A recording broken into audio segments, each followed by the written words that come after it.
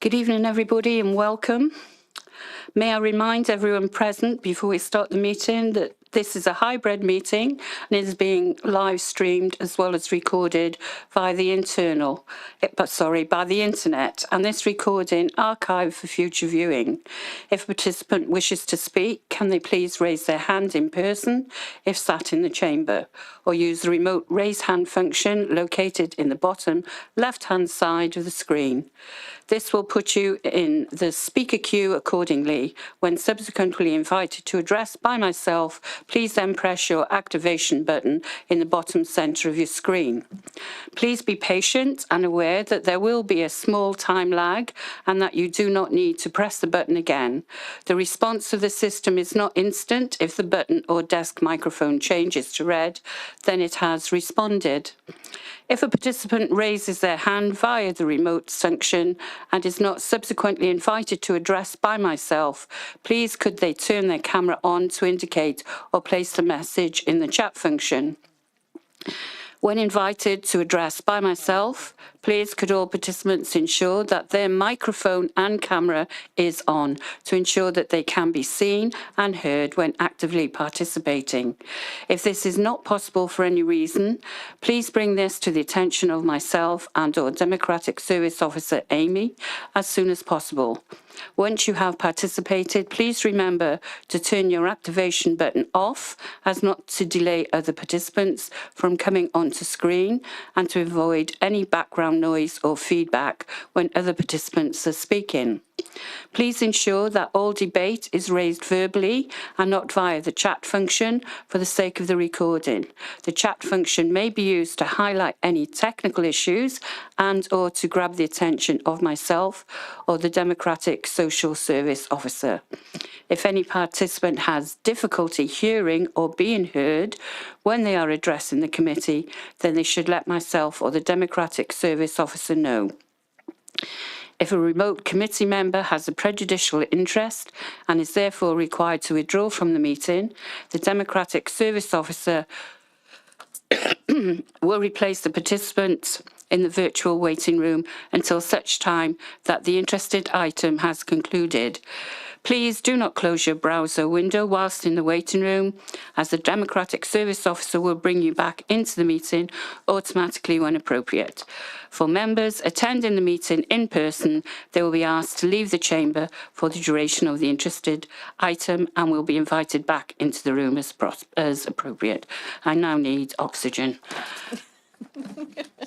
If an electronic vote is called during the course of the meeting, then advice on how to participate will be given accordingly to committee members with voting rights at that time.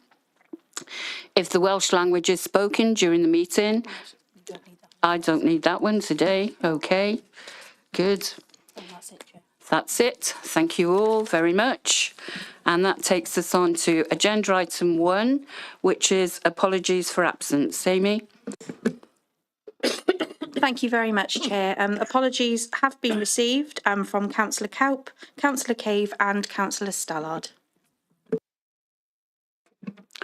Thank you. I'm not sure whether Robert Fisher is online. I do know that he had an appointment this evening, so he may not be with us. Taking us on to agenda item 2, which is the minutes of the meeting held on the 9th of January 2024.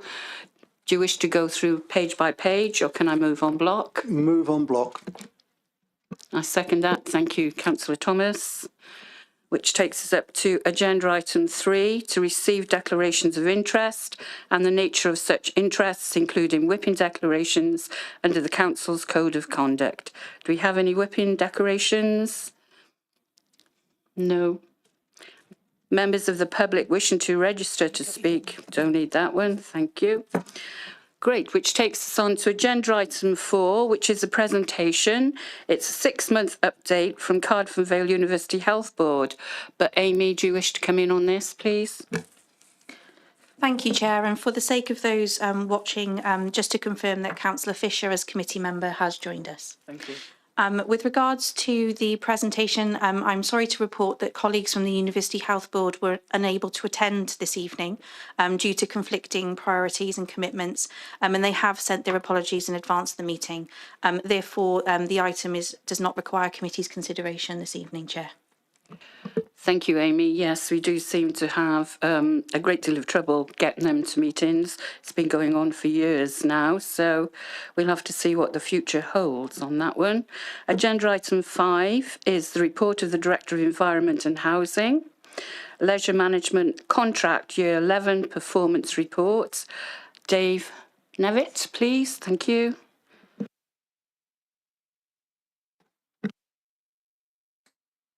Thank you, Chair. I'm also joined this evening by representatives from our leisure partner, Legacy Leisure. I'm aware that Nick, Anthony and Darren are here, and I will pass over to them once I finish giving a brief introduction for them to give some committee some information in terms of what's gone on in the year, and obviously they will be available to answer any questions that you may have. Before I start going through the report, and I'm conscious that I haven't done this for a while when introducing this report, I think there are two very important elements that date back to our contract that was awarded in 2012, and I just wanted to reassure members that we do pay particular attention to those. The two most important elements as I see them in terms of the leisure management contract are the customer experience and are we delivering what our expectations are of our contractor? Are we providing the services that our local population want? And if you, referring to some of the information in the report, if you will look, attendances are increasing to pre-COVID levels. Clearly, in terms of the gym membership numbers that we have, which are unprecedented in terms of the use, the number of children and adults on swimming lessons, etc., etc.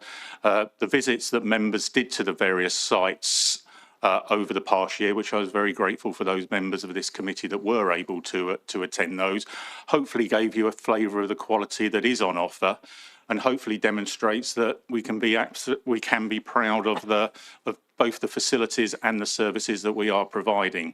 And I will talk a little bit more about that later in terms of the report.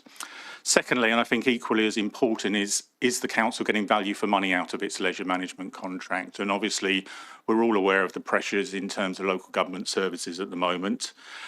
We undertook during 2023 another comparison exercise in terms of what we are achieving in terms of our leisure centres compared to other authorities in Wales.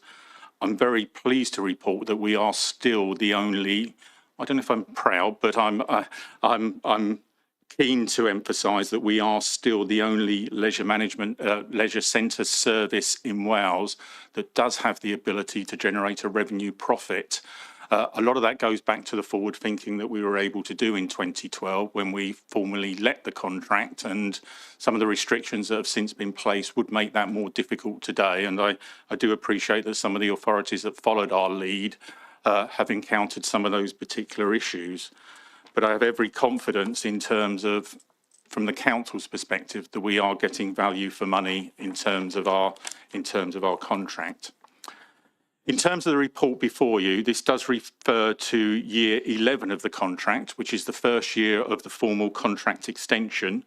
So it's sometimes tricky, but we are dealing with the period from August 2022 to July 2023 in the main, although I also appreciate members may have questions that are more relevant to the present time. In terms of going through the report, I think it's important to highlight the key issues for consideration under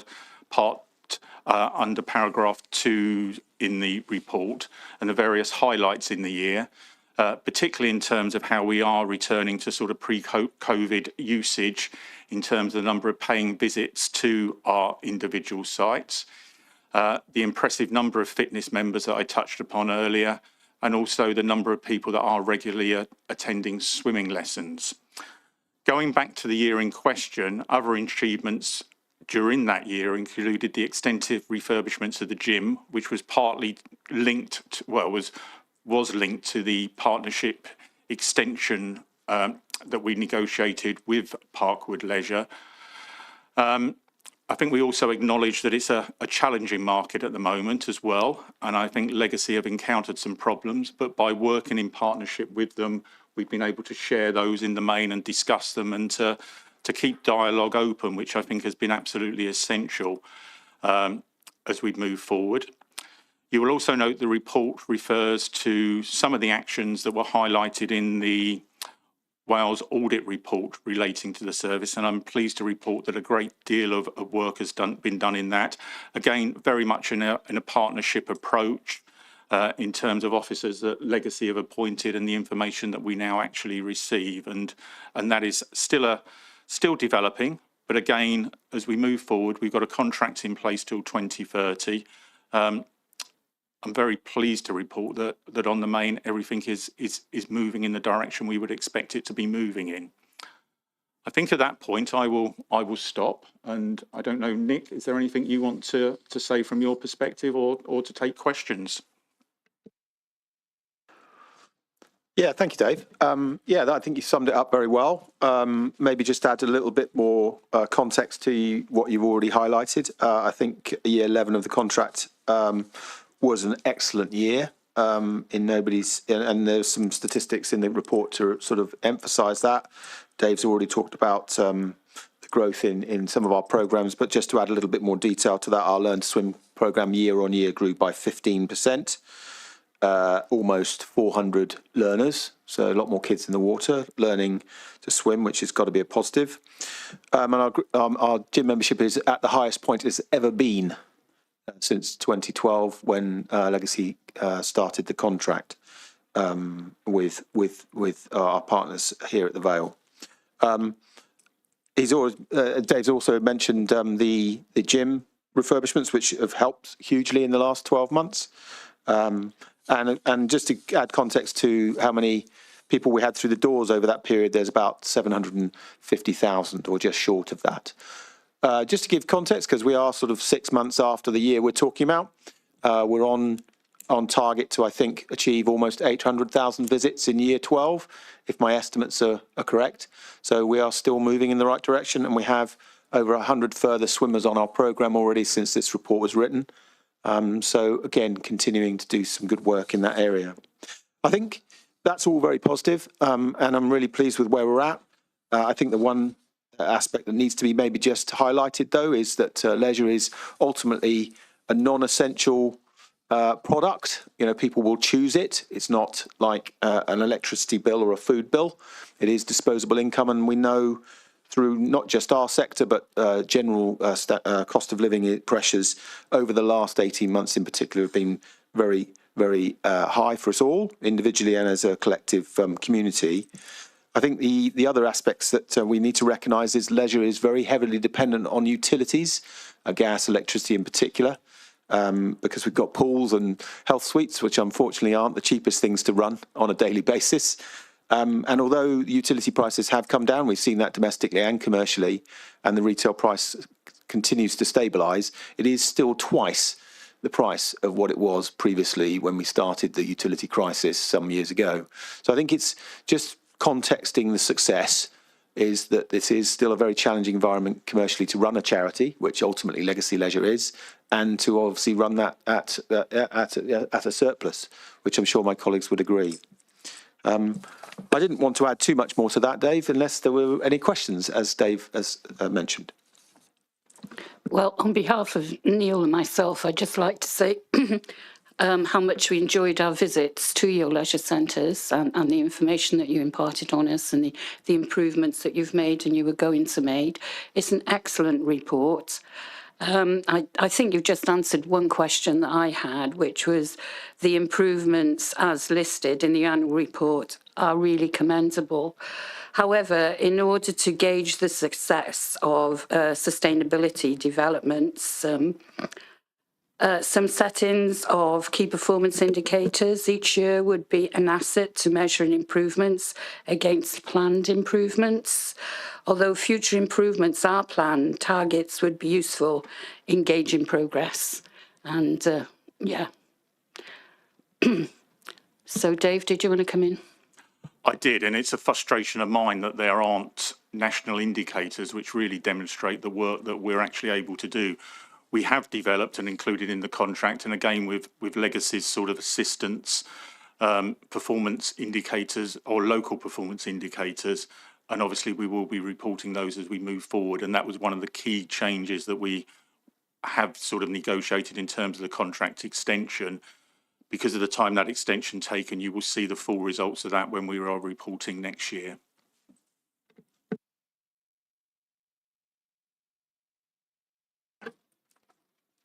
Councillor Neil Thomas. Yeah, thank you, Chair. Thanks, Dave, and thanks to Nick as well for your reports. It's pleasing that we have got a successful partnership with yourselves, and that you are reporting surpluses, which is doing us good, which is always good, and to see the improvement post COVID is also very encouraging. There's been some report in the local press about the changing rooms and CCTV in Cardiff, and concerns have been expressed there.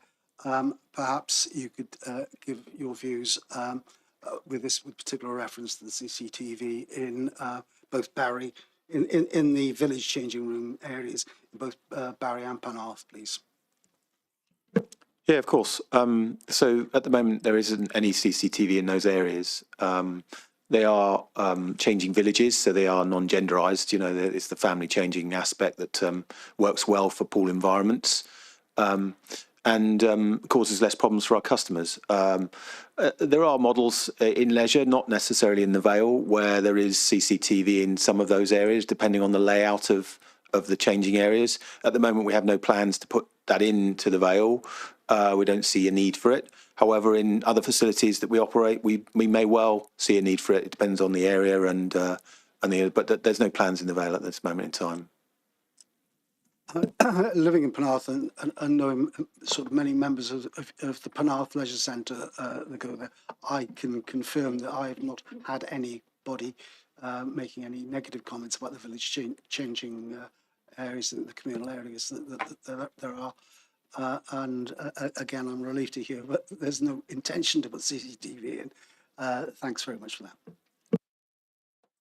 Councillor Christine Cave.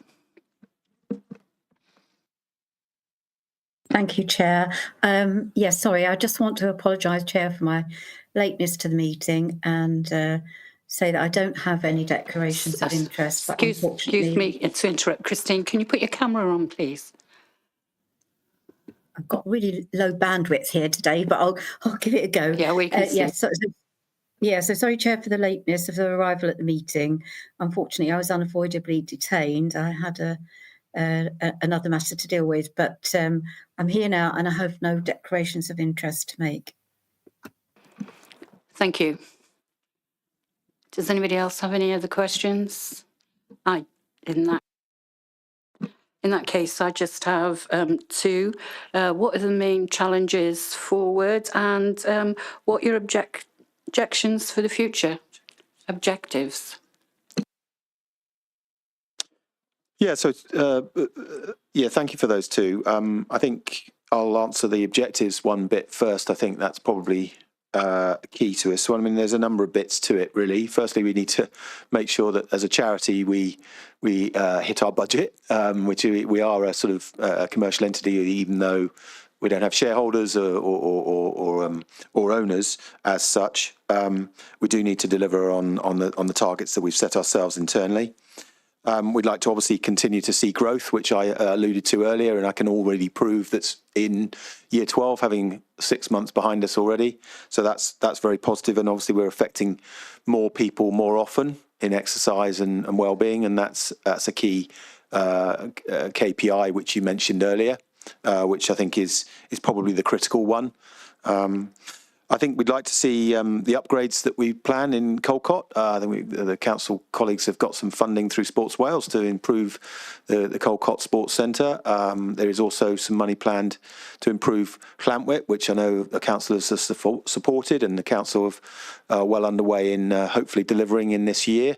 and we're hoping to see there further improvements in the offer, because I think it is important to note that our centres, even though they are well used, there is some ageing parts of them. They are 40 years plus, and although money has been spent in some key areas already, there is still plenty of work to do, and I would ask that everyone listening to this supports that in the future, and there may be other opportunities for us. I suppose it's also to then objectively make sure that we come up with as many solutions to the barrier of that cost of living crisis that we're going through at the moment, to allow people to continue to come to us, to make sure that we're offering as best value as we can to offer our services at the prices that we want to, that are good value. In terms of what we'd like to do in further opportunities with the council, well, I think as our partnership develops, there is some new, I want to say, some new arrangements around VAT, which could benefit the partnership, which I think both sides have shown interest in pursuing, and I think that could benefit the contract on both sides to allow us to do some further improvements and make the service continue to be a better one. I'll just put my glasses on because it's glasses for reading, and then every time I look up, it's rather blurry. So you'd have to just bear with me. I think we'd be keen as Legacy Leisure to continue to talk to the council about further opportunities past December 2029 when this particular extension looks out. It won't be more than a blink of an eye before we're in that period. It seems like I've done a year working with the council here and for Legacy Leisure, and it feels only like yesterday I arrived on scene. So we've been busy, and I'm sure that will happen. And again, I would like to see there's an opportunity that we're talking to with Dave and the team about maybe extending the arrangements at Barry Leisure Centre with the call centre opposite as possibly being an opportunity to develop into further services for the leisure centre. So some exciting plans and opportunities in the future. Hopefully, Chair, that gives you a small summary of what we're aspiring to in the next 12 months. All good news. Thank you, Nick. Can I bring in Councillor Gwyn John now, please?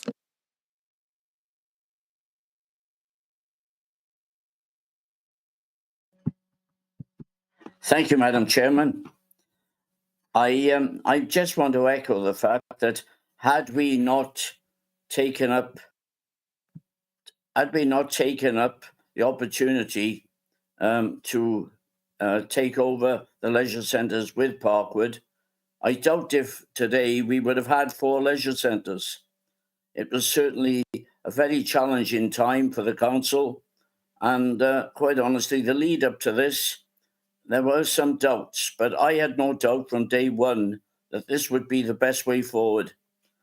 I have been the Cabinet Member for Leisure for 7 out of the 11 years, and quite simply, we're moving forward. As Nick has already said, we've only got 6 years ahead of us before we move to 2030. And quite simply, this is the way forward. Other councils in Wales have suffered as a result of not proceeding with our plans. And many of them, I think, regret. Only last winter, 2 of those leisure centres were closed for the winter period, which just speaks for itself is the public suffer. And as you've seen from the report today, we're going very well going forward. So quite simply, I'm very happy with the way things are being run and the progression now of developing the C1V section back into leisure, which I felt should never have gone in the first place. But again, we were running leisure those days in 2007. Whilst we're still a partner of the leisure scheme and we are responsible for the buildings, we have a very good partnership. And this is going to take us well into the 2030s, I'm sure. Thank you. Thank you, Gwyn. Councillor Neil Thomas. Yes, just a short question. What's the progress on the improvements at Penarth with the roof and stuff? Are we on target?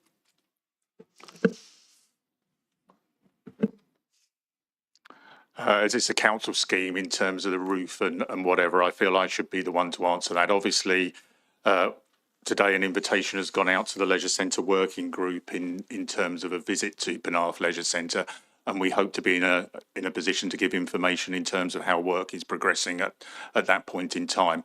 My understanding at the moment is work is going as expected.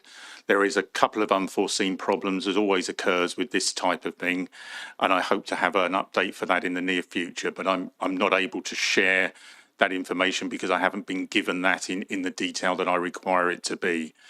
I think we're extremely grateful for the work, we're extremely grateful that we've been able to work in partnership with Legacy in terms of causing as least disruption to our customers as possible. I don't know if members are aware, but swimming lessons have transferred to the international pool that Legacy also operate, although not part of our contract. And we've been very, as I say, very pleased with the response of customers, but clearly they do want to go back into Penarth. If you remember correctly, the work is in 3 phases. The next phase is also going to have an impact in terms of business because we will be moving the gym that's located on the 1st floor at Penarth Leisure Centre into the main hall. So some of the activities that took place in the main hall will actually cease for a period of time. Clearly, we're looking forward to the centre being complete, and hopefully it is short-term pain in terms of long-term gain in that once all the roofing work is done, we should have a leisure centre that is fit for purpose for the next 20 years as such. Do we have any more questions? No, in that case, I'll move on to the recommendations. We have 2 recommendations. The first one is that the committee consider the performance of Legacy Leisure contract for year 11th of August 2022 to July 2023. Can I have a mover for that, please? Happy to move. Thank you, Neil. I'm happy to second. And recommendation 2 is that a year 12 performance report for the leisure management contract be presented to Scrutiny in late 2024. Again, happy to move if Legacy Leisure are consider themselves in a position to do that in the next winter. We are. And That's no problem. Thank you. And I'm quite happy to second that. I'd just like to thank you for a very good report. It's nice to get good news. We don't get a lot of that lately. So I'm really pleased that you could come today and present this report to us. Thank you very much and carry on the good work. And if you'd like to leave, we understand.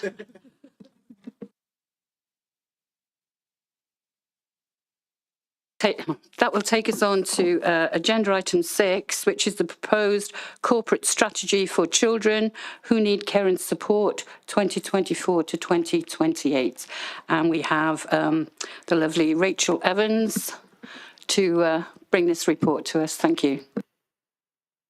Thank you very much, Chair. Amy's going to assist me in a moment by sharing the strategy, but just to say by way of introduction, this is certainly a proposed strategy, proposed because we want to bring it to you for your observations and feedback. We're obviously taking it to a number of places in order to make sure that we get a really rich set of responses.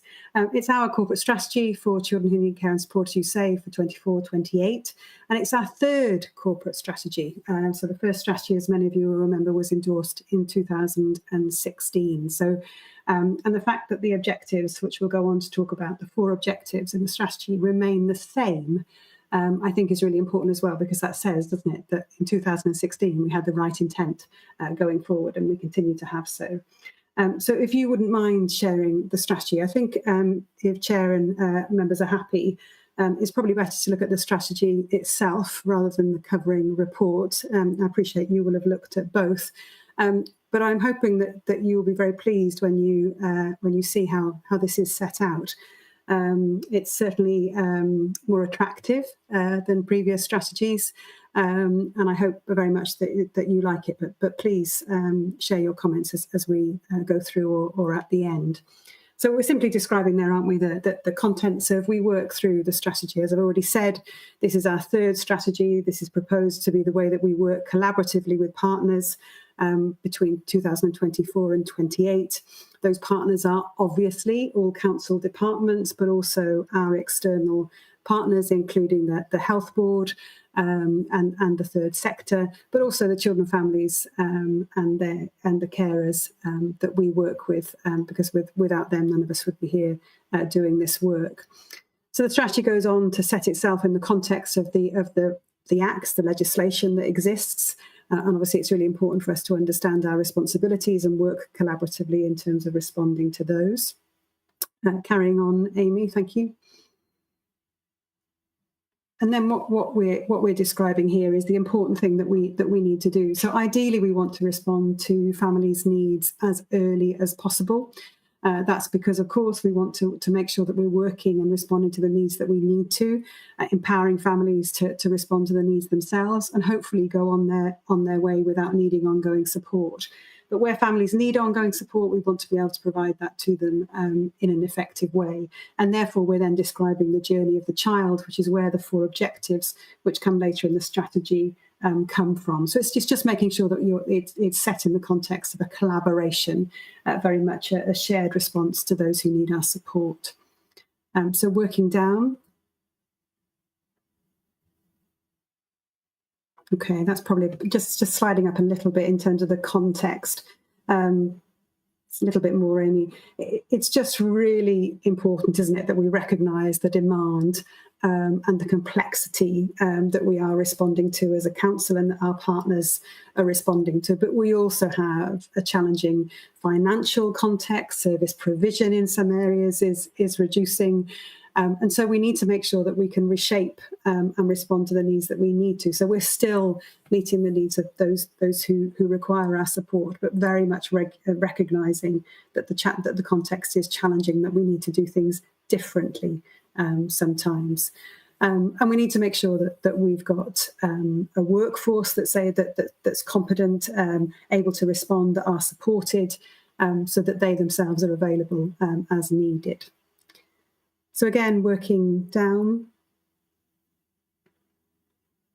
So this illustration here describes the journey that we went on with the strategy.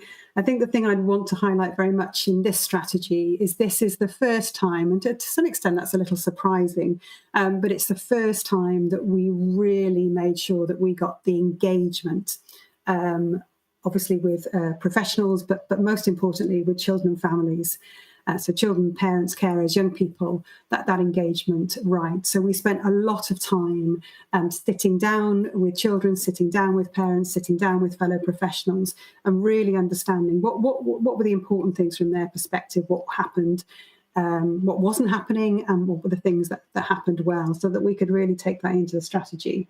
And that meant, of course, that we heard some things that were very positive about some of the things we were doing, but we also had to hear some things that weren't landing so well and that people weren't experiencing so well. And we wanted to pull that into the strategy. And we've made sure that we've gone back out to that group of people, professionals and those that we work with, to say, you know, are we getting this right? How we've summarised some of the things you're telling us before we turn them into a strategy. Is that right? And I'm really pleased to say that any responses that we got were positive in that regard. So we're as confident as we can be that this strategy has the right reach and that it's landing well. So it's making sense. And obviously we want a strategy that is accessible, easy to read, easy to digest, does what it says on the tin. So working down, Amy. So this describes the 5 ways of working that you'll be familiar with. So we need to think, don't we, about long-term needs. We need to do it in an integrated way. We need to make sure people are involved, collaboration, and preventing problems occurring in the first place, potentially, or escalating. And we're grounded in that, aren't we? So the council is grounded in the 5 ways of working. But it's important that we see that in our strategies. It's not just something that kind of sits somewhere and nobody uses it. And then here at the bottom of this page, we start to talk about the 4 objectives, which describe the journey of the child, but are easier to read when they're larger. So we'll continue on, Amy. Just carrying on down. Thank you.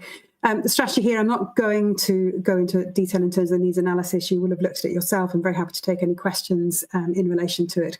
But what we wanted to do very clearly, but again in a very accessible way, was put some information in relation to the context that we were responding to. So there's information there from the early part of our services, so information, advice and assistance, through then into care and support, child protection registration, children looked after, care leavers.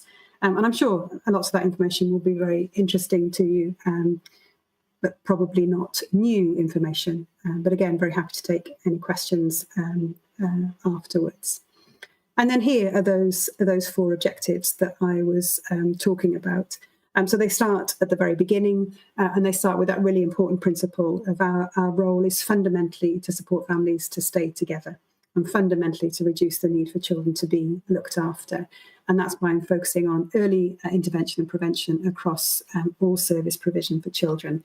And that's a commitment that all partners sign up to. And actually, all children and families, young people, parents, carers that we engaged with, we're signing up to. So that's really important. And as I said, we set these in 2016. We could have changed them in the second strategy or even in this strategy. There was no problem with doing that. But actually, these objectives have stood the test of time, which I think is an important endorsement in its own right. Objective 2, so we need to be able to manage risk confidently, so provide support at the edge of care. That when families are struggling, where we need to provide support to avoid that escalation potentially into a child becoming looked after. But that means that we need to be confident around risk. So what is the risk? Can it be mitigated?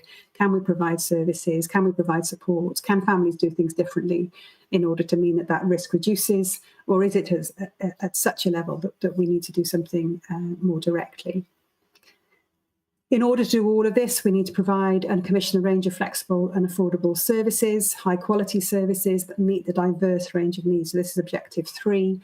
Not all children are the same, of course, and we need to be able to respond in a bespoke individual way as required. And that's really important. And then objective 4 essentially describes when children do become looked after, and we know that children do, to provide them with clearly planned journeys through care. So we're focused on what's the plan, how do we prevent drift, does there need to be a change? Really importantly, can we reunite children and young people with their families? And where not, can we provide stable placements? And can we, either at 18 or earlier on if they're able to return home, can we provide them with planned exits from care? So going on as your children go on, as my children go on to be successful adults going forward. And then under each of these objectives are a set of actions, and the strategy as we go on, Amy describes those actions. So within the body of the strategy, you can carry on down, Amy, within the body of the strategy, each objective, is set out, and then you can see following that an action, a timescale, who's responsible for leading that. And within each of those, what you'll see is it's not just about the council, it's certainly not just about children's services. There's a wide range of partners contributing to these priorities and this agenda. This is the action plan then is a separate document as well, and it's regularly monitored by a management group, so a management group of all of the stakeholders that looks at the progress. Is this action right? Do we need to tweak it? Do we need to add a new action? It's very much a live document. You can't do something for 4 years and expect that everything will stay the same. COVID told us that, if nothing else. So it's very much a live document. So I'm really excited to bring the strategy to you. I've been involved, as you'll all know, I've been here some time. So all of the strategies I've been involved in, and I'm really, really pleased to be presenting the 3rd proposed strategy to you for your comments, observations, challenge, compliments, anything you like. Thank you. Thank you very much, Rachel. Thank you, Rachel. An excellent report. Councillor Neil Thomas. Yeah, yes, thank you, Rachel. It is an excellent, very clear, very well laid out report. I compliment you and your team on this.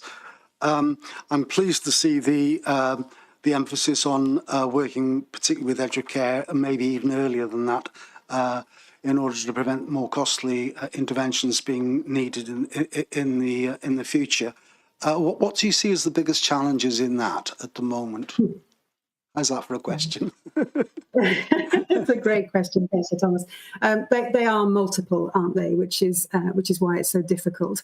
And it's really helpful actually that you've drawn out that while we talk about the edge of care, which defines, doesn't it, that point at which children are really at risk of becoming looked after, there are so many points before that we want to involve ourselves in an effective way. So this comes down to our early help services, doesn't it? But very much how we involve the community, how we involve the sector, how we really get the step up, step down right. So once children are involved in statutory services, it doesn't mean that they can't step back down and be involved in non-statutory or with non-statutory services. I think it's about having an effective, well-resourced response at each level. And that is one of the challenges. But I don't think there's a conversation that I'm having either within our directorate, within our council, or with partners, or with Welsh Government even, where that need for resourcing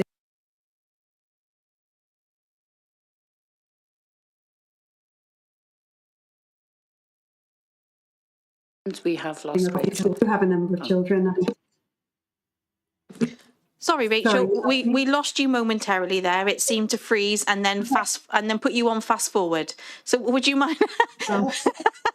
Would you mind just repeating the last couple of sentences there? Very sorry. Amy, I do speak very quickly, so I may not have been on fast forward, but I'll go with that. So what I was saying, Councillor Thomas, is that there isn't a conversation that I'm having that doesn't recognise the need for resourcing across the piece. So whether that's in our own directorate, within our council, with any of our partners, or indeed with Welsh Government. So everybody recognises the importance of that. There is a challenge, of course, in terms of the financial context, but we do have some very effective early help services here. We do have an effective interface between our early help and statutory front door in terms of step up and step down. And it's all the time, isn't it? Just recognising that the only way we can do this is together. So it's all the time trying to make sure that collaboration and those partnerships are working effectively. But I'm not going to tell you that it isn't without challenge or difficulty, because it absolutely is. Thank you, Rachel. Councillor Chris. Can I come back on that for just a sec? Yeah, just to say thank you for that, Rachel. I'm pleased to see that the cooperative approach with partners is going well.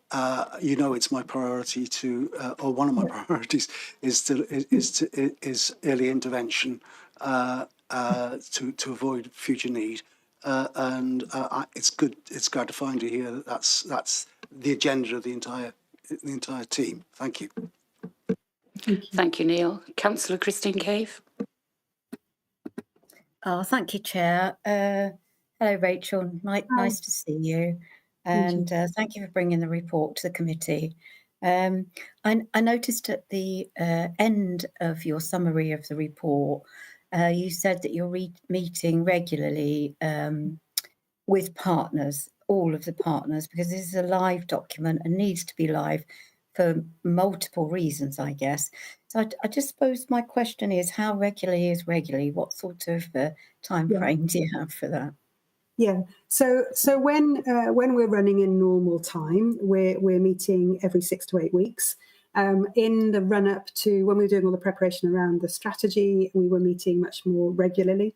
There's a really strong commitment, Councillor Kay, from all of the partners, and I think that was reflected really strongly within the pandemic, where these meetings continue to happen. And actually, it would have been very easy, wouldn't it, for those meetings not to have happened. So it's a group that flexes as it needs to, but we're not meeting less often, if that's the way to say it, than every 6 to 8 weeks. And you think, given the current context, you think that's sufficient? You every 6 to 8 weeks keeps this document fairly live, and it gives you enough flexibility to make changes where needed? Yeah, I absolutely do, because the experience that we've had is you have to give time for these actions to be completed. This is the 4-year strategy. It's not something that we're trying to do in 6 months. So I absolutely do.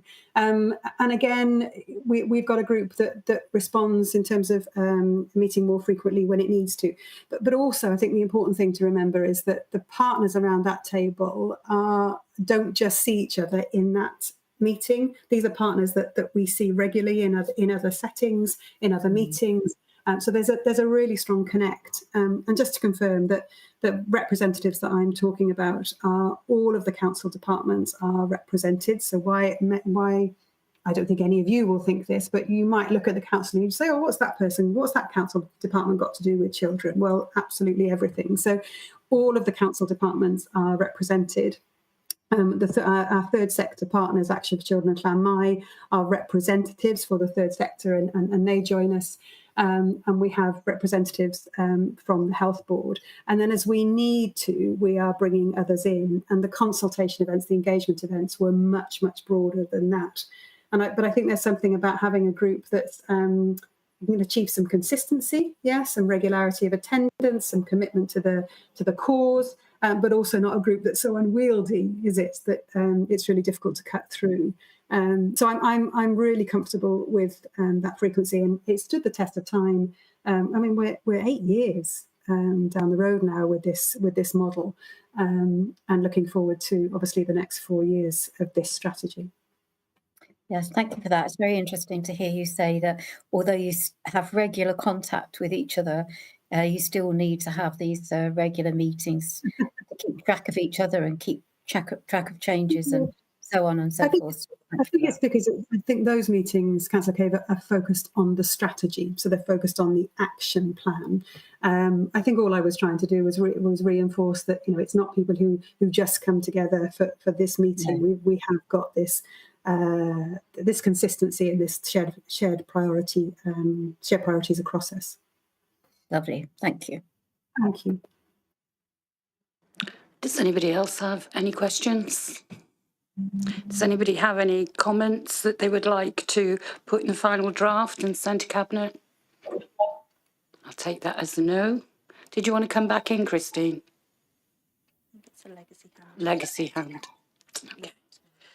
So we have 2 recommendations. The first is to note the progress made in developing a new 4-year corporate strategy and action plan for children who need care and support. Move we know. Thank you. Seconder? Okay, I'll second that. Thank you. And then for us to note the proposed strategy and the associated action plan. And we need to endorse that. So can somebody move that, please? Move that. Second. Thank you, Neil. Thank you very much, Rachel. An excellent report. Very interesting. And I'm sure it's proved very valuable to very many councillors. Thank you. Thanks for your support. Thank you. Which takes us on to agenda item 7, the initial budget 24-25 and medium-term financial plan 24-25 to 28-29. Proposals for consultation went to the Cabinet on the 18th of January 2024. And Gemma, thank you. Thank you very much, Chair. Are you able to share my slides, please? Thank you. Okay, so this is the revenue budget for 24-25 and the medium-term financial plan to 28-29, that's out for public consultation at the moment. And members will recall that we came with an update report back in December that set out significant challenge in terms of cost pressures. Some initial work had been done in terms of refining those cost pressures down, but it was clear that there was going to be a significant shortfall in funding for 24-25 and indeed across the medium term period. So I think a really challenging budget process to date. And I think some of the issues that we are reporting as a council in terms of pressure points are really reflected across the national picture that is emerging around pressures around children's care, homelessness, for instance. The November report, as I say, set out adjusted cost pressures. So we proposed at that point a refined sum of 21 million against a sum of 38 million, and that's slightly reduced down for the proposals that have been brought before you today. But work has been undertaken in directorates to undertake the ability of directorates to mitigate the element of unawarded cost pressures, which is something we really need to be mindful of going into 24-25, because of course, if those cost pressures can't be mitigated, we'll see overspends in 24-25 and further drawdown on reserves in an unplanned manner. We should note that this proposal only allocates 75% of funding towards assumed pay pressures for 24-25. And therefore, all services are going to see an inbuilt saving need in year before they even address the £7.8 million of savings that are reflected in this budget. As part of the budget proposals, priority has been given in funding to social care, schools and homelessness, and an attempt has been made to mitigate issues seen in schools in 23-24, manage some of the ALN growth, looked after children growth and increased complexity that's being reported, increased complexity and growth in adult social care, growth in homelessness and inflationary pressure. And obviously, there's a significant pay pressure. In terms of the settlement, so we received our settlement just before Christmas, our provisional settlement, and the increase was 3.1%, which is pretty much what we projected in November, so about a £20,000 difference. The council tax increase that's reflected in these proposals is 6.7%, and that increase has helped mitigate the shortfall that we were seeing, but it's also allowed for some savings that were initially put forward to be taken out of the proposals. So we did, just before Christmas, have savings around the supported bus services in the savings proposals, and those have been taken out. Across the council, we have a savings requirement of 7.8 million, but there is a higher level of savings in discretionary services. And we also need to be mindful that there are significant pressures across the medium term. So, for example, 9.4 million in 25-26. There is work being undertaken as an organisation to address the need to transform and assess the target operating model to manage and ensure that we're moving towards what the organisation will need to look like in 2030. This report also contains fees and charges, and they're in the main increased by 6.7%, which was based on September's CPI. There is the introduction of some new charges, and they'll be linked to savings proposals that are set out within the appendix. And there are some areas where that hasn't been done. So, for instance, in youth sports, the decision has been taken not to increase at 6.7% because of the concerns around the impact on take-up in that area. Just very briefly linking to some of the responses to the Life in the Vales survey, and I suppose drawing out relevant to this committee, the high ranking that was given to easily accessible care and healthcare services when I or my family need them as part of responses to that survey. Very briefly, I know members will have seen this slide before, which sets out our budget planning cycle. So I just wanted to go into slightly more detail about some of the steps that have been taken as part of the approach to formulating the budget. So as members know, cost pressures were submitted by services at the start of September, and there was an initial review by the senior leadership team. We have undertaken 2 rounds of budget working groups, and that had representatives from finance, HR, the leader, directors and heads of service, as well as cabinet members. There was an initial review and refinement of cost pressures. Relevant to schools is that we had a budget forum session. The second budget working group focused mainly on savings proposals and transformation proposals. And there was a further review by SRT and Business Cabinet of savings. Following the receipt of the provisional settlement, we did need to slightly increase the savings that were identified, and there was an update for SLT and Business Cabinet. This slide just sets out the overall position across the 5 years. And you can see there an increase in funding of 13 million in 24-25 after adjusting for changes in drawdown from reserves, and the cost pressures of 21 million across the council, with that gap of 7.8 million, which is being addressed by savings proposals, which are set out as part of this report. Probably more useful for this scrutiny committee in terms of the social services element is the third column of this table, which shows the cost pressures that have been awarded to this service area, the savings of just over 1.7 million, and then the percentage increase on the budget of 13%. It should be said that a lot of that allocation of growth addresses growth in demand, and it doesn't necessarily address future pressures. Some of it mitigates pressures that we're seeing in 23-24. So please don't think that that is allocating 13% of growth going forward. Some of it's designed to address the shortfalls that we're seeing in year. This just attempts to go into slightly more detail about the cost pressures that have been awarded by service. So this focuses on social services because unfortunately there haven't been cost pressures awarded at this stage to leisure services.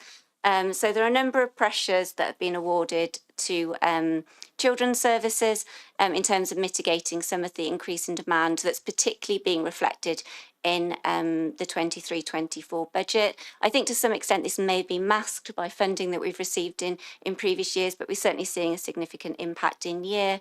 And this reflects an increase in demand, but also the complexity of some of the cases that children's services are dealing with.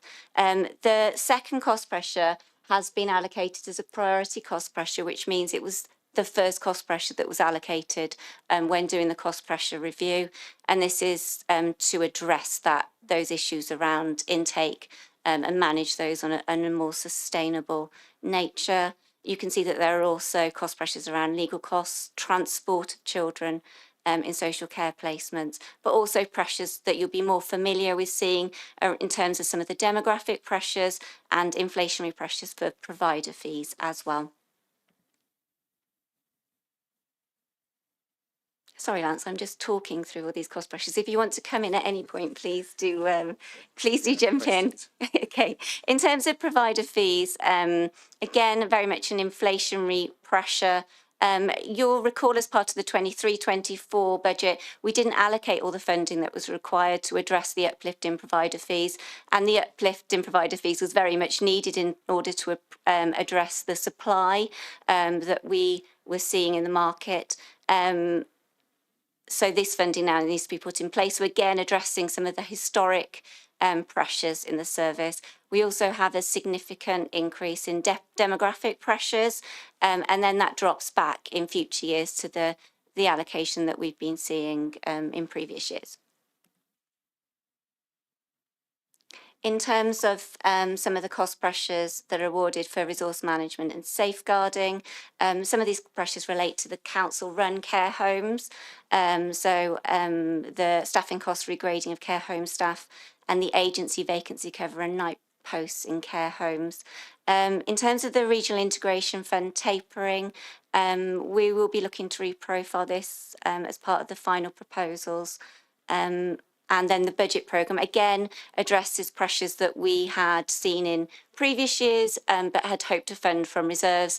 We now don't think that's a sustainable approach in the context of the unplanned drawdown in year. And then the final cost pressure is the pay award for social services staff.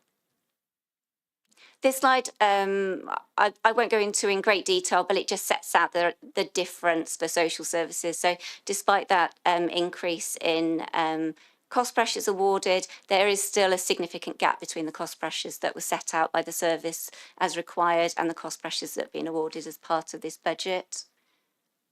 And then in terms of savings proposals, I think I'm doing a bit of a disservice, and I said this previously when I've presented this slide, in terms of the hard work that was put in by the service areas in terms of putting these savings forward.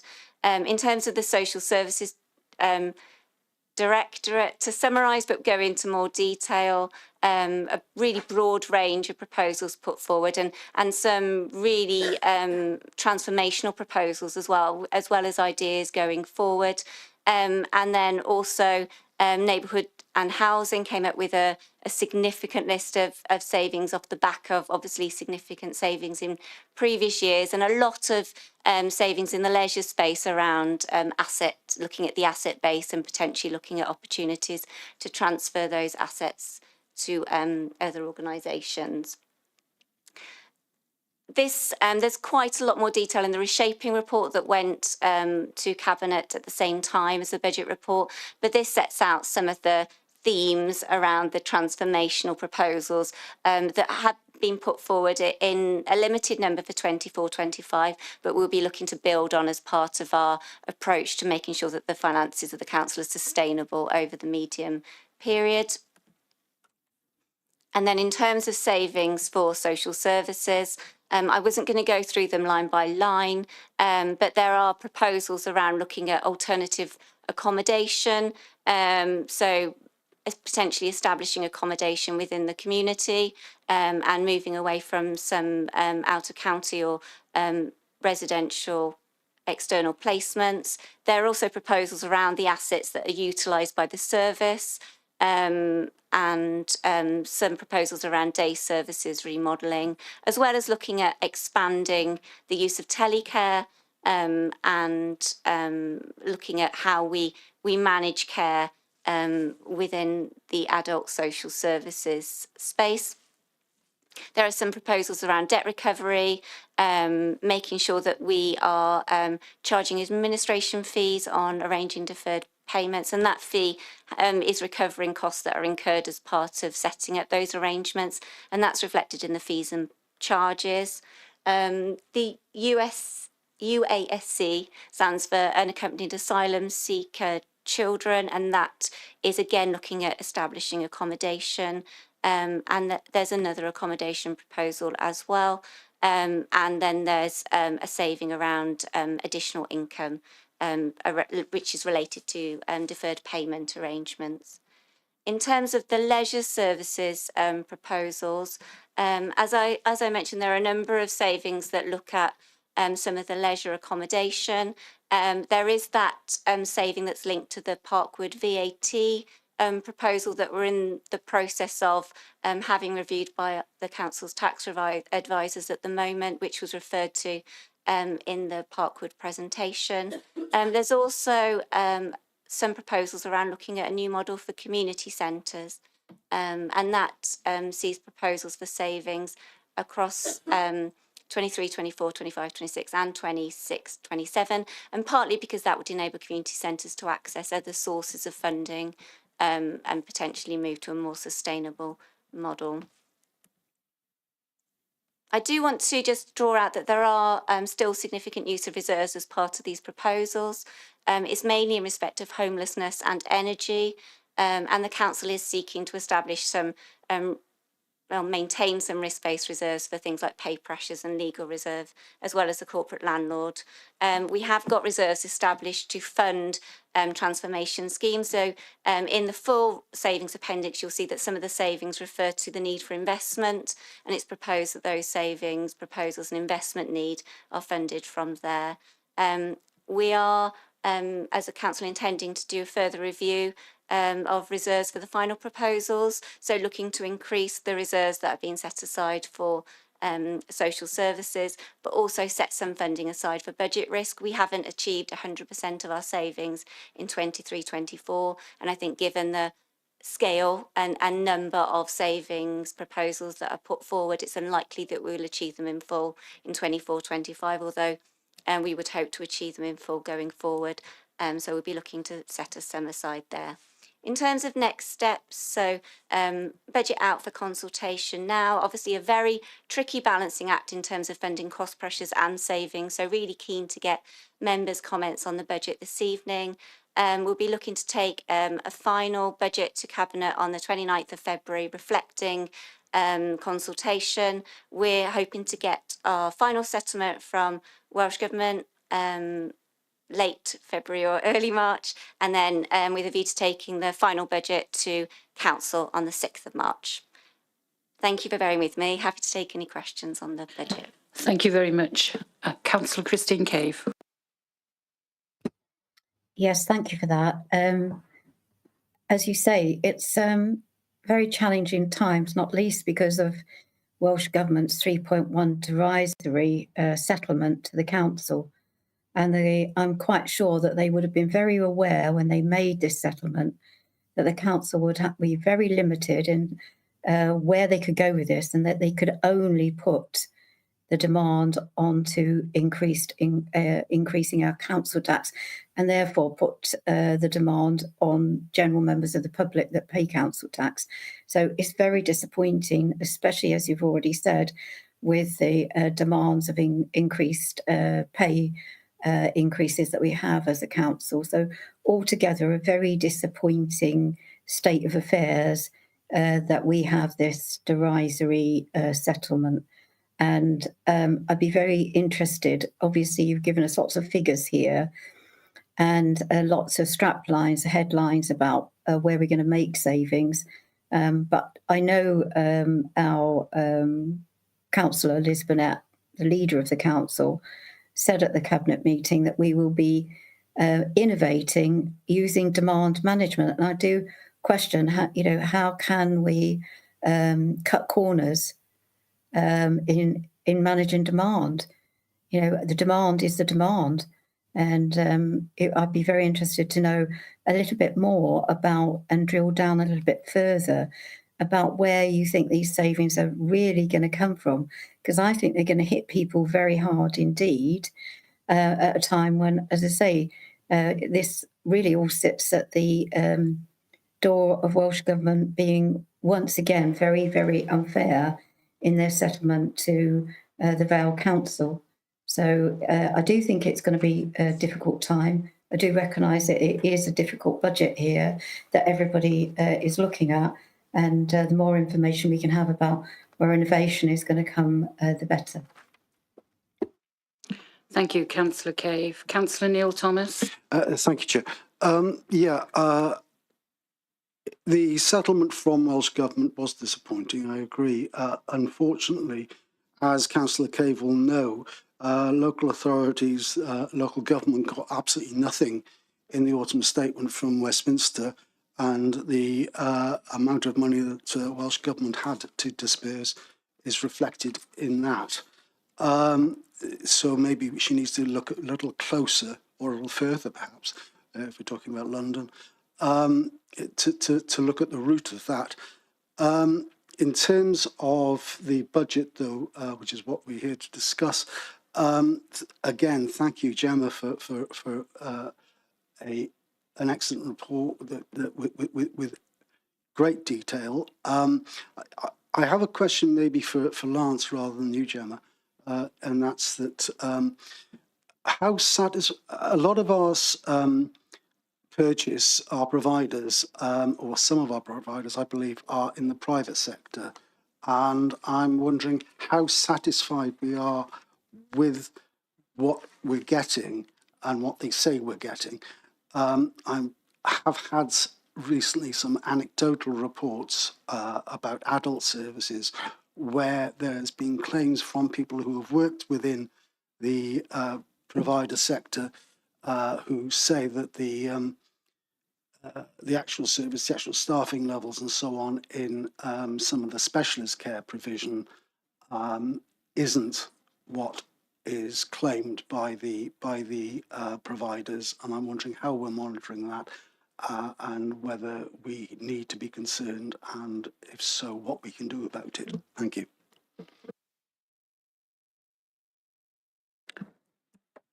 Lance, do you want to come in on that one? Okay, thank you, Chair. In terms of ensuring that the services we purchase are of suitable quality, I suppose there are a number of arrangements in place to try and make sure that that is the case. Principally, they are subject to inspection by Care Inspectorate Wales, who would be ensuring that the that they are doing what they are saying that they should do, if that makes sense. Again, I suppose that the other method we have is our quality assurance processes, and that is a mixture of things from potential visits to go and see those premises and meet with people to actually check that their paper and records match what they say they're doing, and also I think social work visits and feedback we get from carers and relatives who would also be going to go and see those people. We pull all that information together, and if we have concerns that a provider isn't delivering on quality that we would expect, then we have essentially, I suppose, an escalator in terms of our processes to try and address those issues with the provider. It starts off, as you would imagine, with a can we have a chat, and obviously escalates into more serious arrangements if we need to. There is obviously we haven't had time to consider our fee levels or potential proposed fee increases for next year as yet, but given the communications we are having from providers at the moment, it's clear that there is going to be a gap between what we're in a position to be able to offer them and what they would like to receive. And so that's something that is yet to be, I suppose, worked through. Okay, Neil, you happy with that? Thank you. Councillor Liz Burnett. Thank you, Chair. Seeing as I was just mentioned, excuse the state, I've just been in a thunderstorm for coming back from a digital meeting, and I think that's very relevant because Councillor Cave made two comments mainly. Firstly was in terms of Welsh Government funding. I think it's worth saying a bit, as Councillor Thomas said, there was no money for health or social care. There was no money for local government. In the autumn statement, there was 2.1% for Welsh Government. And as has happened for the last, 14 years, Welsh Government have actually supported local government in Wales, and we have had a better settlement proportionately than they have in England. And we can look at some of the challenges that English local authorities are facing. You know, that doesn't help. It's really difficult, and we really hope that the UK government, when they're making their budget statement on March the 6th, you know, it's a bit late, but it would have been really nice to have been able to plan previously. But you know, we are where we are. But you also ask about, well, where are we going to make savings, etc. And if you have a look, we have the tactical savings, but we also have the transformational savings. And this council is quite successful in terms of transformational savings. In terms of demand reduction, there is prevention is a big issue. And as I said, I've been in a meeting today talking about the digital future of local government. And one of them, I mean, we have telecare, which is hugely successful, but actually that can be further improved, further enhanced to allow people to live with greater independence and greater dignity as we move forward. It's not all about cost cutting, but at the same time, there are cuts to be made, and they're hugely unfortunate. And we keep talking about difficult decisions. Actually, they're impossible decisions that we're having to make because of the amount of money that we have lost in the last 14 years. And we will make our best efforts at having minimum input or impact from those cuts, and that's part of the reason why these reports come to scrutiny. The savings are laid out there. Which are there any that are completely unpalatable and unworkable? When Cabinet looked at this report, there was £470,000 in there for supported buses as a saving. that was a saving that we just could not do. It was a saving which would have meant that people in the rural Vale wouldn't have had any bus services going forward. So we took that out, and that's why the council tax draft, proposed council tax has gone up from the 5.9 that we originally said. And if there are any others, then those are decisions we have to make. If there are savings that you would want to put in, additional savings that you would want to put in, so that we can reduce council tax, then that's fine. But from what I'm hearing, we will be below council tax increase and below council tax within Wales and probably across the UK. So all the details are in the report. But as I said, we are looking at how we can do demand reduction in the most cautious and caring way we can. But we also are looking at being transformative. Thank you, Chair. Thank you. Councillor Christine Cave. Thank you, Chair. I just want to come back to Councillor Lisbonette. In terms of bus services in the rural Vale, I think most people in my ward, if they heard that comment, would probably fall about laughing, because we don't have a bus service to speak of in the rural Vale. In the village where I am here, Landau, we don't have a bus service. And in the large majority of the rural Vale, we don't have a bus service. So I don't know what savings she thinks are being made there, because or what services she thinks are being protected, because there actually isn't a bus service to speak of in the rural Vale. And in terms of demand management, which again, is a funny term, isn't it? I had not heard of it until Councillor Burnett used that phrase at Cabinet. If what she is saying is that we're going to manage demand, and there are going to be some people that come forward to the council whose demand is not going to be met in the probably in the way that it's been met before, let's say, then I do think we need to be transparent about that, and we need to be very open and honest with people about what services we are going to provide and what people can actually expect. Because otherwise what happens is people turn to the council for help and support, and thinking that there is a service and thinking that they will get help and support, when actually they're just being demand managed, and they're being managed away from the council. So I do think if we are going to do this, then we need to be very transparent about what it is that we're doing. Thank you, Christine. Councillor Lisbonette, can you take your background off, please? Councillor Burnett, because you're distorted. I would prefer not to, Chair. As I am from home, I'm happy to speak with my camera off. Okay. Right, fine. There's some quite inflammatory comments being made here. Our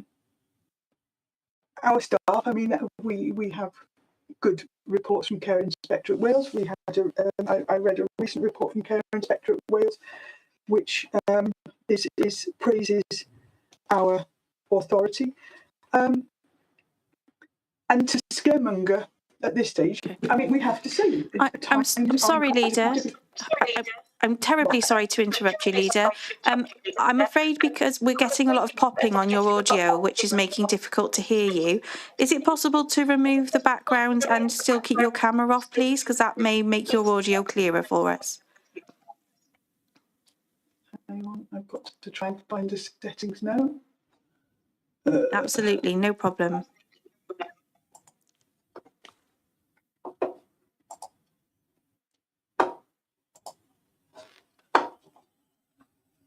Right, is that better? Yes, it is. That is. Thank you very much. Right. Yeah, there are a lot of inflammatory comments. I mean, Councillor Cave talked about bus services. There's the 303, 304, there's the 320, 321, there's the X2. In rural communities, keeping bus services such as that with the lower levels of usage are incredibly expensive. And Cabinet took the decision that they would not be considered as savings. Now, it might be that they don't get a 3 times an hour service, which is possible when a service is commercially viable. But those services are still essential. They are also essential to subsidise what's called shoulder services, which are the services that run first thing in the morning and later into the evening, which allow people to get back and forth to work. So to be dismissive of rural bus services as not being good enough, you have to make a choice. If we wanted to put millions and millions into bus services, then that's fine. But each million costs an extra % in council tax increase. So those are the difficult and unpalatable choices. In terms of demand management, actually, it's in the report, Councillor Cave. And demand management for us, as I said, is about prevention. How do we intervene at an earlier stage, and how do we look at going forward to help people to be more independent for longer? And it's one of the things that we've been looking at in relation to disabled facilities, allowing people to, as I said, to be more independent. So, we can have a longer conversation rather than take the time of scrutiny up. But as I said, the discussions are in the report, and I'll make sure that if relevant, I'll cover that when it comes back to Cabinet. Thank you, Chair. Thank you. Does anybody else have any comments to make?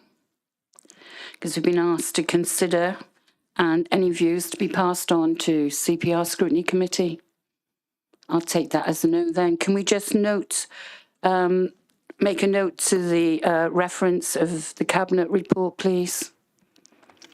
Mover. Yeah, moving on. Sorry, Councillor Christine Cave.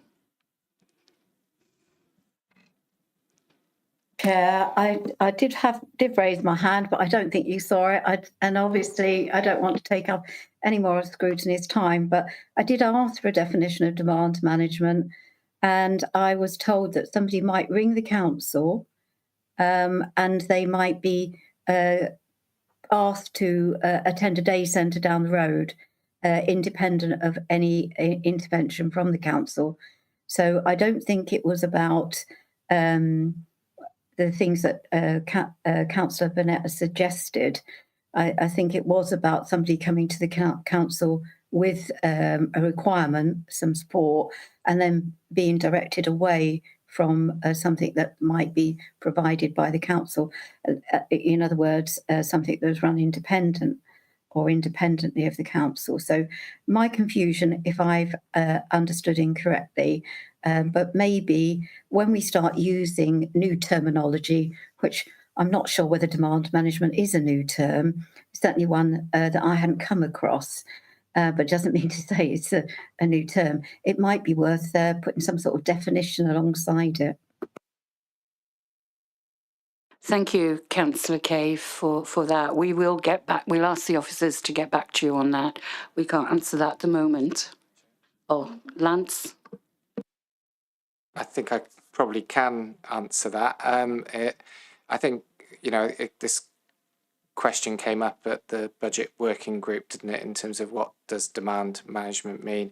It's certainly a phrase that has been in use for some time in social services, and I think it does include a variety of things, and I think the example that Councillor Cave gave would be one of those, where we would perhaps divert somebody who was requesting help from us, a statutory body, and divert them to their local community where there are services available to them.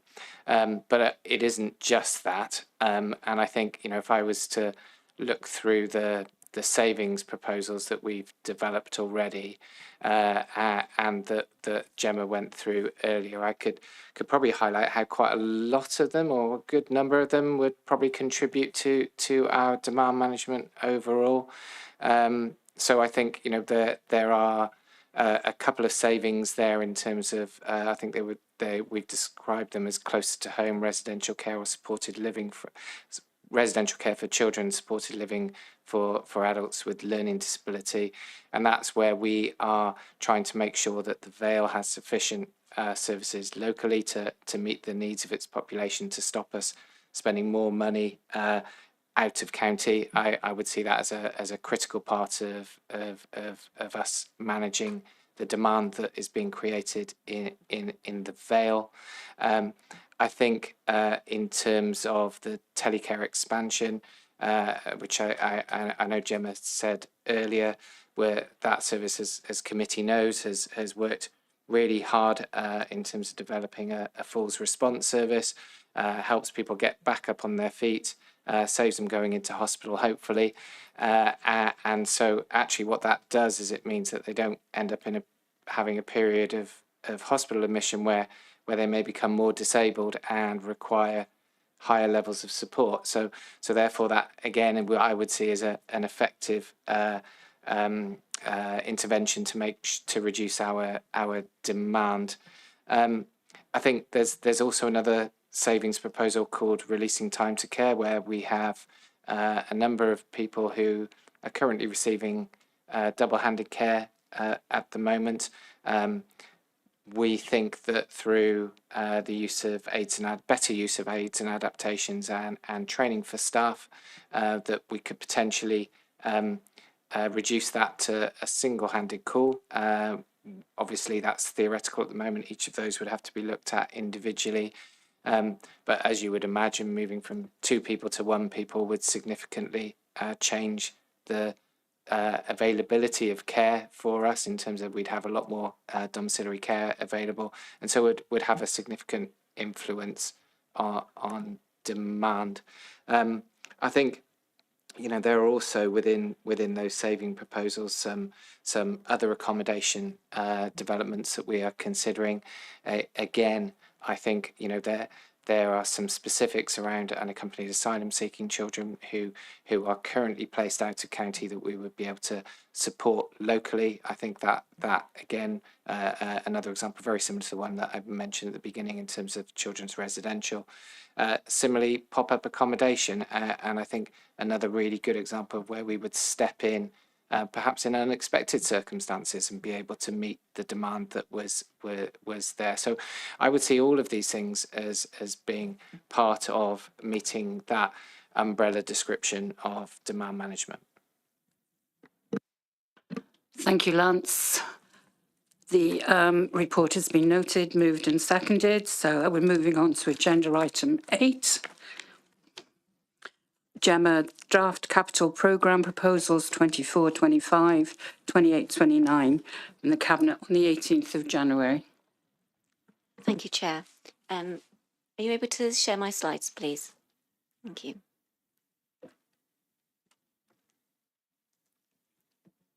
Okay, so this report sets out the capital proposals. In terms of funding, we pretty much had similar level of funding to the funding that we received in 23-24, a very slight decrease of £11,000. And we've assumed that that's flatlined across the capital programme period. In terms of this slide just sets out the summary of the 5-year capital programme, and that's detailed in the appendices to the report. And within pipeline schemes, that's schemes that are still very much being developed. They may be subject to the approval of a business case. Once that business case is approved, those schemes will move up into the relevant directorate. In terms of the capital bid process this year, capital bids were requested to be returned by the 20th of October, and we received 47 bids. And you can see the total for 24-25 of the capital bids.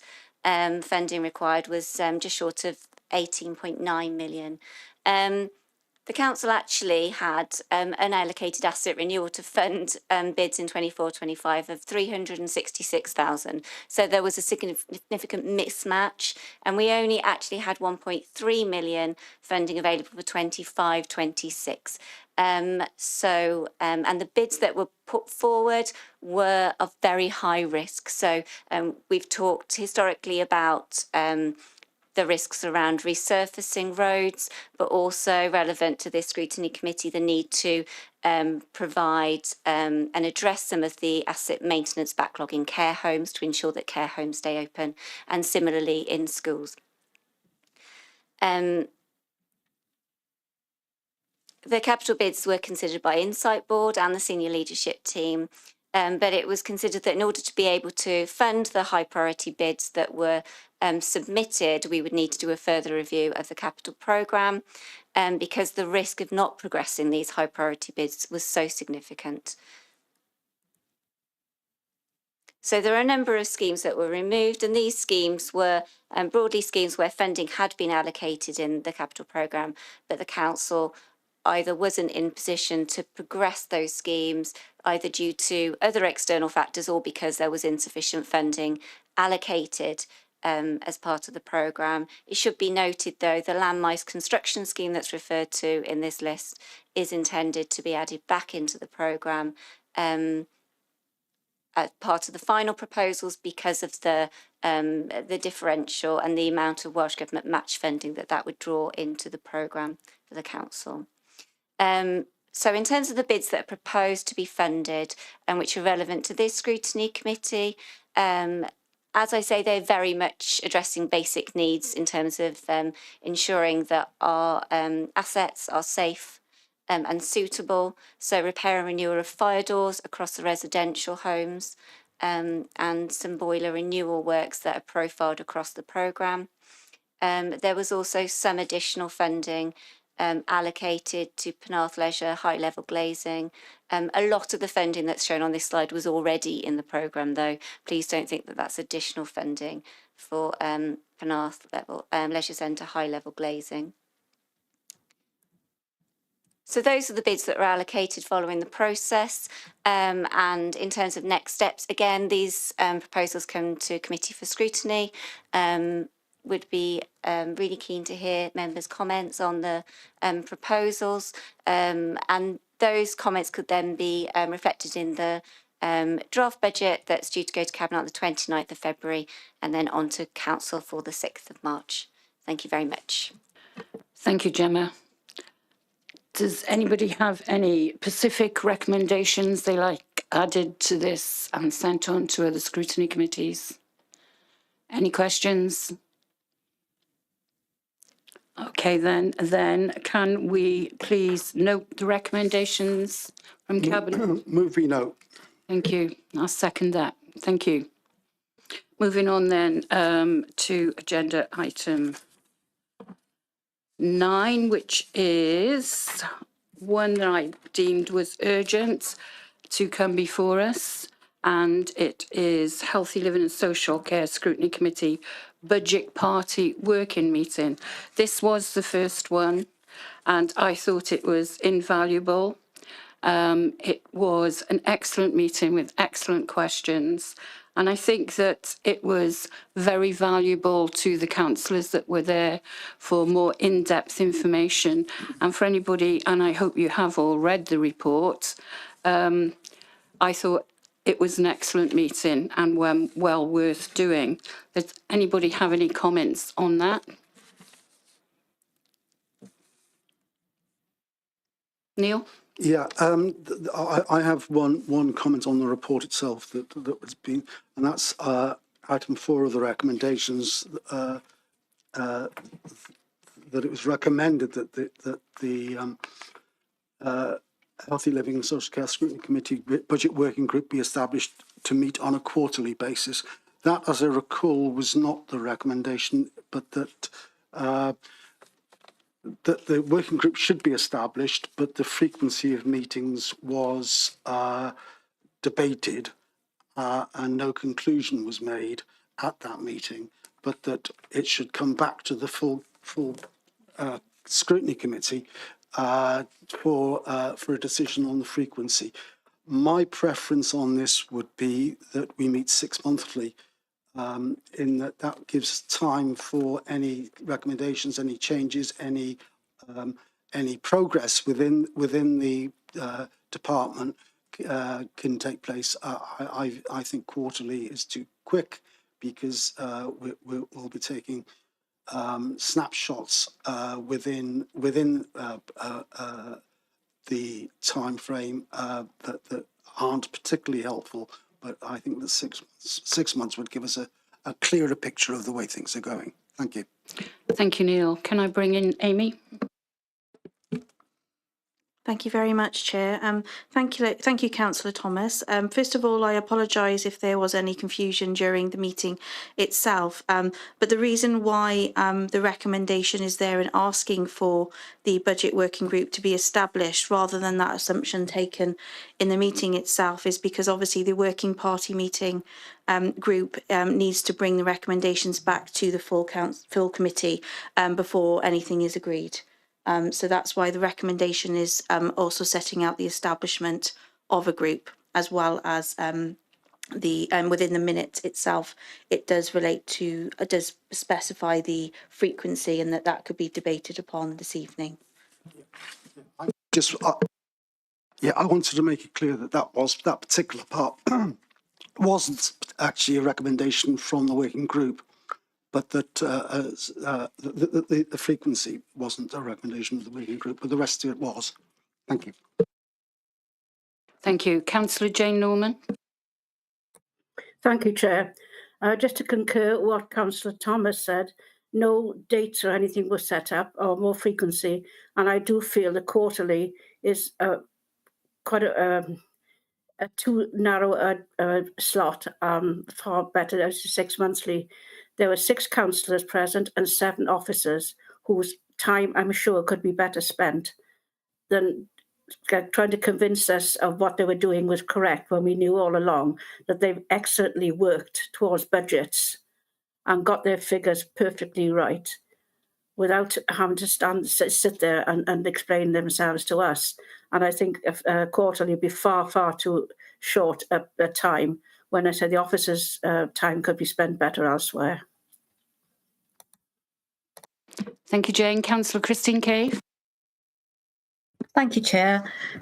Yes, I will concur that the 6 months or quarterly, it wasn't decided upon, and it was agreed by all concerned that it would be brought back to the committee this evening, and that as a scrutiny committee we would decide together on what would appear to be an adequate time frame for the group to meet, and that also that the meeting of the group was an important thing to continue. And I suppose one of the things that we could see is that there were a large amount of questions that us as members had for officers. And I don't concur with Jane's comment or Councillor Norman's comment that it was a waste of officers' time. I don't think we were doing anything other than, as members, trying to understand the complexities and difficulties that this directorate faces and how they are going to continue in the future. I think all of those things are really important, and they really need due consideration. And I actually believe that 6 months is too long, because we are in a period where we do need to have innovation right across the council, and therefore, as we heard about children's services and the children's services and young people's strategy, that group of people, they meet every 6 to 8 weeks, so they can really have their finger on the pulse of what's happening. And I think if we take this and push this into the long grass and decide we're only going to meet every six months, I don't think as members we could say we hand on heart, our finger on the pulse as to the challenges and way forward for this directorate. Thank you, Councillor Cave. Councillor Robert Fisher. Yes, I just wanted to I suppose, second what Councillor Cave was saying, that the purpose of the meeting wasn't to bring officers to account, to explain their actions. I think the purpose of the meeting was to elicit clarification. And I think for that reason, the meeting was invaluable. And for the same reason, I think it is required quarterly. Thank you, Councillor Fisher. Do we have anybody else that would like to make comment? Right, well, I'm going to go through the recommendations one at a time, and as we get to them, then we can make recommendations if we want to change or alter. Right, recommendation 1 is that the minutes of the budget working party meeting on the 24th of January be noted. I don't see any problems with that. Move we note. Second that, thank you. Right, agenda item 2, that recommendation rather, that an informative booklet or leaflet outlining what the council and others offered in terms of help and support be produced by the council. Move we note. Thank you. I second that we crack on with that. And agenda item 3 was that an innovation day be arranged and hosted by the Vale of Glamorgan Council. Move that. Second that, thank you. And then we get to the one where we seem to be differing, that a healthy living and social care scrutiny committee budget working group be established to meet on a quarterly basis. I'd like to amend that to meet on a 6-monthly basis, and I move that. Councillor Cave, do you want to leave it a quarterly and we'll have a vote? I mean, I do feel that on a quarterly basis, if we feel we don't need it, we don't have to have it. And we don't always need all the officers there. It'll just be with things we think we need to get a bit more in depth in. Councillor Cave? Yes, I absolutely concur with what you've said, Chair, that if we found the meeting was imminent and we thought we had no need for it, it would be quite easy for us to defer to the next quarter. But if we went for 6 months, we wouldn't have that facility. And I think that would be detrimental for the working group entirely. Thank you. Councillor... Can you check while Councillor Collins is on the screen? Yeah. Councillor Amelia Collins? Can you come on screen? There you are. Thank you. Hi, sorry. Right, I would agree with quarterly, to be fair. I think that would be a better option. Yeah. Can it go to a vote then, please? Absolutely, Chair. Yes, we may. If you could give us 1 moment, please, just to set that up. So just to confirm that you do have an amendment that's been moved by Councillor Thomas. Yeah. Are you happy to second? Are you seconding that amendment, or do we need another person to second? You need another person. I'm for quarterly. Okay, I can see Councillor Norman is indicating. Councillor Norman, are you happy to second that amendment of 6 monthly? I'm happy to second the amendment. Okay, in that case then you have an amendment on the table and we will set up the vote for you. If you bear with me 1 moment, please.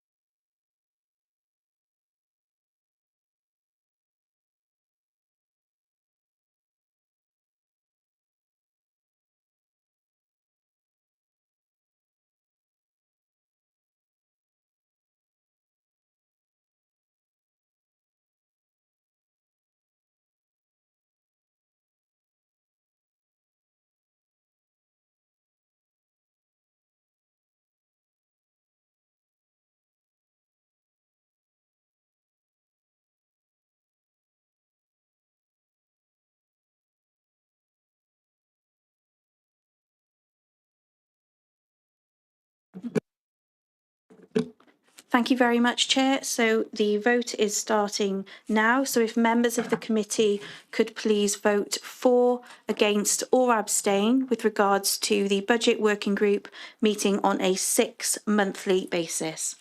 So if you are for 6 monthly meetings, please add your vote for. If you are against and therefore going for the alternative of quarterly meetings, you are against.